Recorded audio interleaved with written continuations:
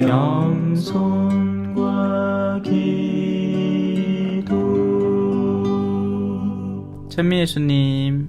그때 하느님께서는 가브리엘 천사를 갈릴레아 지방 나사렛이라는 고을로 보내시어 다윗 집안의 요셉이라는 사람과 약혼한 처녀를 찾아가게 하셨다. 그 처녀의 이름은 마리아였다. 천사가 마리아의 집으로 들어가 말하였다. 은총이 가득하니여 기뻐하여라. 주님께서 너와 함께 계시다. 이 말에 마리아는 몹시 놀랐다. 그리고 이 인사말이 무슨 뜻인가 하고 곰곰이 생각하였다. 천사가 다시 마리아에게 말하였다. 두려워하지 마라 마리아야. 너는 하느님의 총애를 받았다. 보라, 이제 내가 잉태하여 아들을 낳을 터이니 그 이름을 예수라 하여라. 그분께서는 큰 인물이 되시고 지극히 높으신 분의 아드님이라 불리실 것이다. 주 하느님께서 그분의 조상 다윗의 왕좌를 그분께 주시어 그분께서 야곱 집안을 영원히 다스리시리니 그분의 나라는 끝이 없을 것이다. 마리아가 천사에게 저는 남자를 알지 못하는데 어떻게 그런 일이 있을 수 있겠습니까? 하고 말하자 천사가 마리아에게 대답하였다. 성령께서 너에게 내려오시고 지극히 높으신 분의 힘이 너를 덮을 것이다. 그러므로 태어날 아기는 거룩하신 분, 하느님의 아드님이라고 불릴 것이다. 내 친척 엘리사벳을 보아라. 그 늙은 나이에도 아들을 잉태하였다. 아이를 못 낳는 여자라고 불리던 그가 임신한 지 6달이 되었다. 하느님께는 불가능한 일이 없다. 마리아가 말하였다. 보십시오. 저는 주님의 종입니다. 말씀하신 대로 저에게 이루어지기를 바랍니다. 그러자 천사는 마리아에게서 떠나갔다. 주님의 말씀입니다.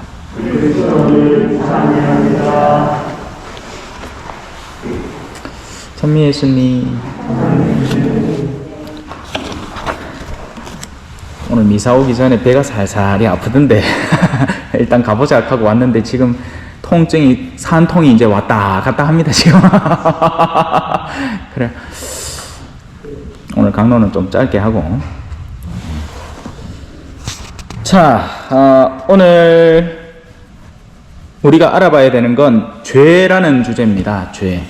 그리고 오늘 일독서에서는 원죄가 나오죠. 우리 가톨릭 교회는 이 원죄와 본죄를 가르칩니다. 본죄라는 건 여러분들이 이제 고해성사 들어와서 고백하는 것들이고요. 원죄는 우리가 태어나면서부터 어떤 죄의 영향 속에 존재한다라는 것입니다. 자, 그 원죄의 유형은 바로 여기서 일독서에서 드러납니다. 너 어디 있느냐? 먹지 말라는 열매를 먹음으로써 그 안에는 어떤 것이 내포되느냐 하면 나의 선택이 당신의 선택보다 우월합니다 라는 반기가 존재하는 겁니다. 그 안에는 교만도 내재되어 있는 것이고요. 그런데 사람이, 사람 사이에는 다툼이 있을 수 있습니다. 그런데 하느님이라는 분과 다투기 시작하는 사람은 과연 어디에 서야 할까요? 그래서 자기가 어디 놓여 있어야 할지를 망각해 버린 겁니다. 너 어디 있느냐? 너 지금 어디를 가려고 하느냐? 네가 의도하는 궁극적인 목적이 무엇이냐? 도대체 네가 그렇게 실천함으로써 얻어내려는 것이 무엇이냐? 하느님과 맞서서 네가 도대체 어디에서 어떻게 안식을 얻으려고 하느냐?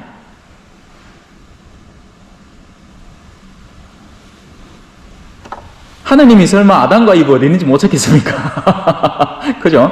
네. 하느님 나름의 GPS가 있을 거잖아요. 딱 키면 아담과 이브 바로 나옵니다. 거기 있네. 네. 하느님은 알면서 묻는 겁니다. 너 어디 있느냐?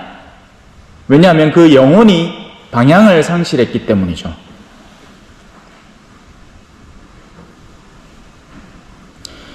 동산에서 당신의 소리를 듣고 제가 알몸이기 때문에 두려워 숨었습니다. 어린아이들은 알몸을 두려워하지 않습니다. 수치스러워하지 않죠. 그래서 어릴 때 막 고추 내놓고 돌아다니고 합니다. 그죠? 이 동네도 그랬을 거 아니에요. 그죠? 여러분들 아들, 어릴 때 뭐 기저귀가 뭐 있나, 종이 기저귀가 있나, 그냥 뭐 똥싸만 빗기 놓고 내놓으마, 막 어른들이, 아이고, 예쁘다 하면서 뭐 한 보자 하면서 막 만지기도 하고 막 하죠. 예. 지금은 그하면 큰일 납니다. 잡히도 합니다. 철컹철컹. 예? 옛날엔 그랬다 하있긴 해. 알몸이 두렵기 시작합니다. 알몸이 두렵지 않은 존재는 자신과 유대관계가 강한 사람 앞에 알몸은 두렵지 않습니다. 그래서 부부 사이에는 알몸이 수치스러울 이유가 없는 거예요. 안 가면 알을 왜 낳노? 부끄러워가. 엄마야, 캐서 뭐, 부끄러움이 없어야 되잖아. 왜냐하면 부부는 한 몸이기 때문에. 자기 몸을 누가 부끄러워합니까? 저도 사정 안에 혼자 있으면, 뭐, 편안하게 지내죠. 누가 뭐 보기를 합니까? 밖에 나올 때나 이런 걸 로망칼라 차고 나오지. 사정 안에 있을 때는 편안하게 있어야 되잖아요. 나 자신의 몸을 왜 내가 수치스러워해야 돼요? 아니란 말이에요. 하지만, 알몸이 수치스럽기 시작하고 두렵기 시작하면서 분리가 일어나는 거예요. 하느님이 타자가 된 거죠. 그 전까지는 하느님의 자녀였는데 이제는 하느님과 관계없는 사람, 하느님이 날 보면 어떻게 나를 판단할까가 두렵기 시작한 사람이 된 겁니다. 그게 원죄라는 거예요. 자, 거기서 멈추지 않습니다. 하느님이 묻죠. 왜 먹었느냐? 그러면 정답은 죄송합니다. 제가 유혹에 빠져 그만 먹고 싶어서 먹어버렸습니다. 다음부터 그러지 않을 테니 용서해 주시기를 청합니다. 이게 바람직한 답이겠죠? 하지만 뭐라고 대답합니까? 당신께서 저와 함께 살라고 주신 여자가 그 나무 열매를 저한테 주니 먹었습니다. 왜요? 그 말은 나한텐 잘못 없고 저 여자가 나한테 그걸 종용했는데 근데 가만히 살펴볼게 저 여자는 누가 내한테 만들어줬나 하였긴 해?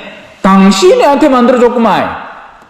세상의 모든 어두움과 탓은 결국 그 창조주인 당신 탓이구마요. 이 말입니다. 이해되십니까?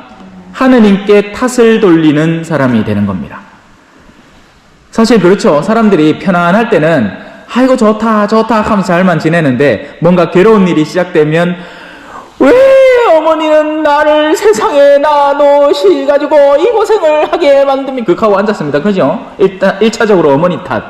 그리고 어머니 돌아가시고 나면 그 다음에 이제 대상을 막 찾다가 결국에는 아이고 하느님이요 왜 나를 이래 고생을 시킵니까? 하고 있습니다. 그죠? 여기 계신 분들은 어머니 다 벌써 떠나셨을 거 아니에요. 그 탓을 왜 돌립니까? 남은 건 하느님이죠. 하느님요, 그만 데리고 가 속합니다. 하느님 아직 시간도 안 됐는데, 벌작물이 없거라.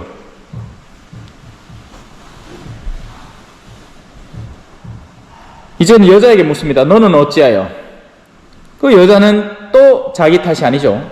뱀이 그랬죠, 뱀이. 그리고 그 뱀은 당신 창조물 중에 하나입니까? 그렇게 원죄가 형성됩니다. 원죄라는 건 가장 단순하게 얘기하면 하느님과의 분리 상태를 말합니다. 그리고 성모님은 바로 이 원죄에서 잉태 때부터 해방되셨다는 거죠. 하느님께서 특별한 은총을 베품으로써 당신을 바라보게 살게끔 만들었다는 이야기입니다. 근데 여기 착각하는 게 있어요. 와, 성모님 짱이네. 와, 좋겠다. 오이, 부러부라. 원죄부터 해방됐으니까 이제 뭐 편안하게 살면 되겠구만. 그게 아닙니다. 요 십자가, 자, 우리 성당에는 십자가가 전부 다 구석구석에 숨어 있어. 성모님은 십자가 밑에 있었습니다. 가장 악이 극도로 만연하는 곳에 그 극도의 고통을 당하면서, 그래서 성모 7가지 고통이라는 말이 있죠. 산통이 다가옵니다. 지금 나도 7번의 고통을 견뎌내야 이 강론을 끝낼 수 있지 않을까. 맞닥하네. 어서 오시소. 자, 마무리합시다. 성모님은 원죄 없이 잉태되신 분이시고요. 그리고 우리도 사실 그 은총을 나누어 봤습니다. 어디서 나누어 봤느냐면 세례라는 것이 우리를 원죄와 끊어주는 겁니다. 그래서 사실 우리는 세례 때 성모님의 은총을 향유하는 거죠. 원죄에서 해방되는 겁니다. 하지만 우리는 알죠. 세례를 받는다고 죄를 짓지 않는 게 아니라는 것, 그죠? 이제 본죄의 위협, 유혹이 시작되고 우리가 스스로 저지르는 죄들이 시작되는 겁니다. 그래서 오늘 이 독서에는 그럼에도 불구하고 하느님께서는 우리의 죄 해방 프로그램을 마련해 주셨다. 설령 너희의 흰옷이 더럽혀지더라도 하느님께서는 예수 그리스도라는 세제를 준비해 놓으셨으니까 원하는 사람은 누구나 와서 빨아라 이 말입니다. 사제를 통해서 말이죠. 그래서 맨날 첫날 저 기다리고 앉았는 거예요. 근데 판공성사표 받기 전에는 죽으라고 안 오죠. 이제 판공성사표 받으이 우리 천주교 신자들은 또 이 길이 잘 들어있는 거예요. 그래 막 줄 서서 옵니다. 아니에요. 고해성사는요, 하느님께서 우리에게 주시는 선물이라고요. 누려야 되고 즐겨야 됩니다. 질질 끌려오는 게 아니라요. 아멘. 찬미 예수님, 겸손과 기도.